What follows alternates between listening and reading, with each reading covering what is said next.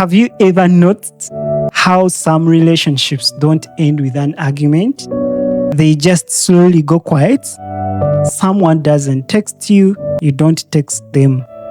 They don't call you, you don't call them either. Nothing dramatic happens. No fight, no fallout, just silence. And when that silence starts, we often tell ourselves things that sound reasonable. I'm just matching their energy. I'm protecting my dignity. If they care, they will reach out. On the surface, that sounds mature and even healthy, but over time, something else happens. You don't lose people through conflict. You don't lose them through betrayal. Most of the time, we lose good people through silence. A warm welcome to the Achievers Podcast. I am Mukasa and I'm deeply honored and sincerely grateful that you have chosen to spend this time here. Because time is not neutral. Where you place your attention slowly shapes who you become. This episode exists to examine the quiet forces that shape our lives, the ones that don't announce themselves, but quietly determines who stays, who lives, and what we carry forward. Let me ground this in something real. Before I moved to a new country, I was open by default. I spoke easily. I greeted people naturally and connection felt human and of course automatic. Then I moved to a new country, new culture, new unspoken rules, new people, and I noticed something subtle. If you didn't speak fast, people often didn't speak at all. So I kept being myself. I said hello. I greeted people when I entered rooms. But moments began to stack.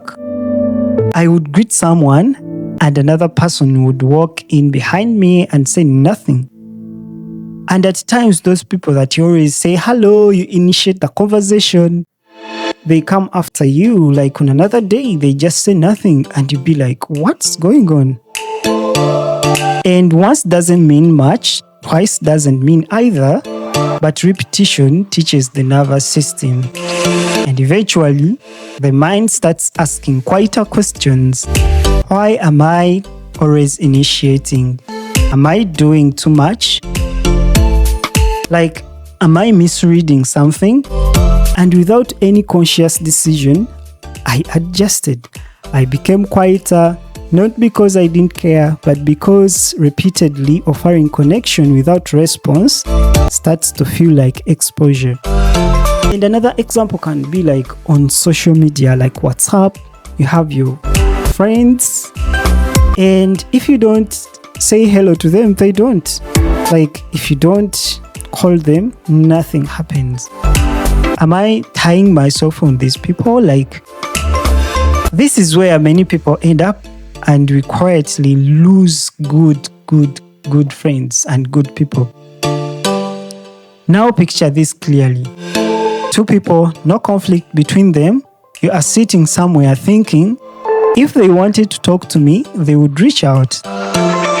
And at the exact same moment, that other person is thinking, they haven't reached out either.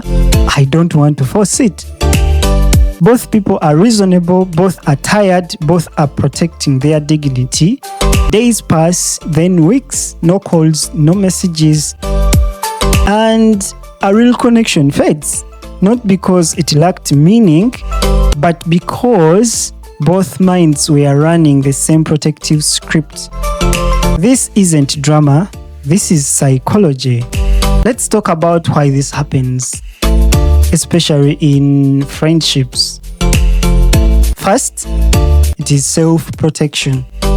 Silence feels safer than vulnerability. Pulling back feels wiser than risking being the one who cares more.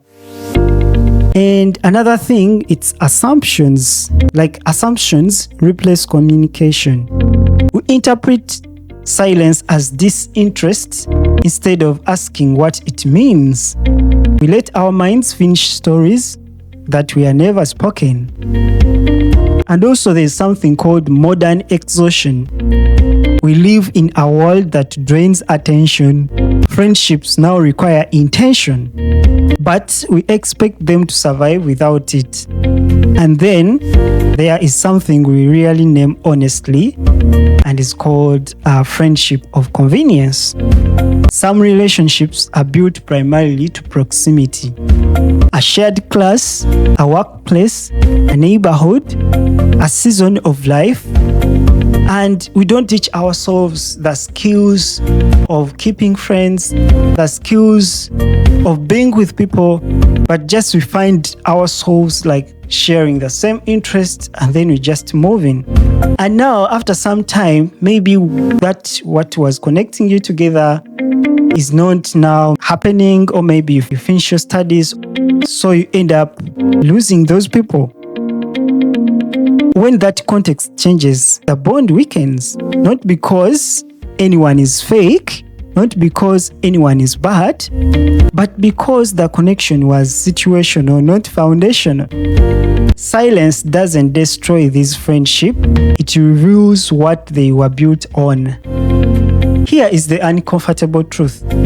You don't usually lose the wrong people this way. You just lose the good people. People you laughed with, people you loved, people who mattered in certain chapters, people who showed up when the context allowed. There was no argument, no villain, no closure, just distance.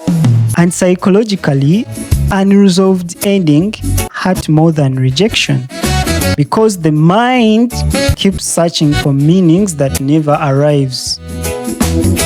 So what do emotionally grounded people do differently? They don't care less, they care with clarity.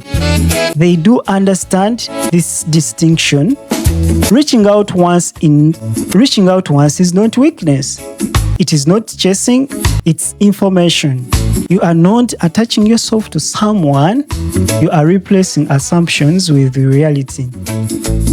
If the promise is warm, connection grows. If the response is absent, understanding grows. Both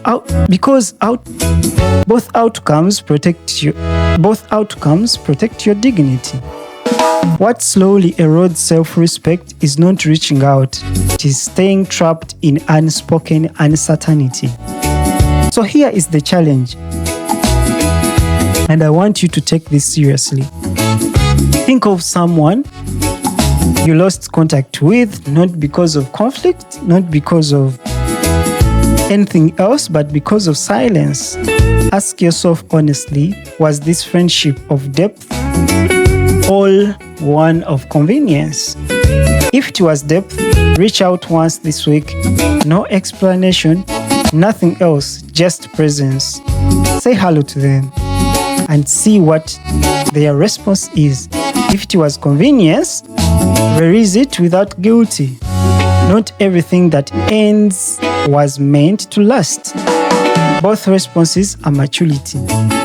Silence sometimes can feel safe, but safety without connection becomes isolation. You become isolated, have no people to talk to, you don't have friends. Some relationships were never meant to continue, but some good ones faded because nobody wanted to be the first to speak.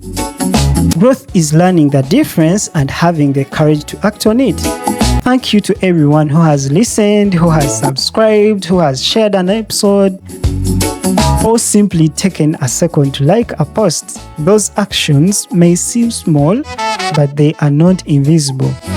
I also want to acknowledge the people who reach out quietly, the calls, the messages, the kind words that say, hey, keep going, this matters.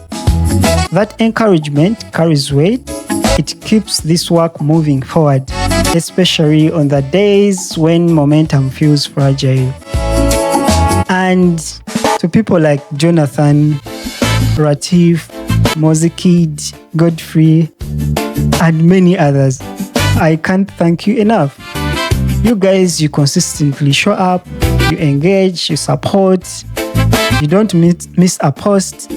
Please know that I see it and I don't take it for granted. This podcast doesn't exist in isolation. It exists because of a community, because of people who choose to listen and choose to care. Thank you for being part of this journey with me. This is the Achievers Podcast, real conversation, real growth. Until next time, take care of yourself and keep moving. See you in our